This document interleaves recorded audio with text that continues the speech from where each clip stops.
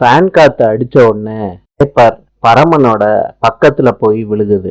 பரமன் அந்த பேப்பரை எடுக்கிறாரு. பெருசு, என்ன பரமா, யாரோ லிஸ்ட் எழுதி வச்சிருக்காங்க. அம்மா, அது யாரும் இல்ல, இளமதி தான் எழுதி வச்சது. பரமன் அந்த லிஸ்ட படிக்கிறாரு. இளமதி தான் எழுதுனதா? ஆமாப்பா, இளமதி தான் எழுதுனது. பரமன் அந்த லெட்டரை படிச்ச உடனே பதட்டமாயிடுறாரு. சட்டை பாக்கெட்ல தேடிக்கிட்டு இருக்காரு. கலா கேக்குறாங்க, என்ன பரமா அழுக்கு துணியில தேடிக்கிட்டு இருக்க? அம்மா, ஒரு முக்கியமான லெட்டர்மா. கிடைச்சிருச்சு, இதாம்மா அந்த லெட்டரு. பரமன் கிட்ட இருந்து கலா வாங்கி படிக்கிறாங்க அந்த லெட்டரை. இளமதி அனுப்புன லெட்டரையும் அந்த லெட்டரையும் வச்சு பாக்குறாரு பரமன். கலா கிட்ட சொல்றாரு, இதுதான் இளமதியோட கையெழுத்து. இன்னொரு லெட்டர்ல உள்ளது ரிஷியோட கையெழுத்தாதான் இருக்கும். இவ்வளவு ஃப்ராடுத்தனம் பண்றவன இளமதி கல்யாணம் பண்ணலாமா? நிச்சயமா கூடாதுமா.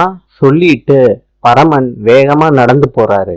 எப்படியோ தடுத்தே தீருவேன்னு சொல்லிட்டு வேகமா நடந்து போறாரு. கலா அதிர்ச்சி ஆயிடுறாங்க. நாளை சந்திப்போம்.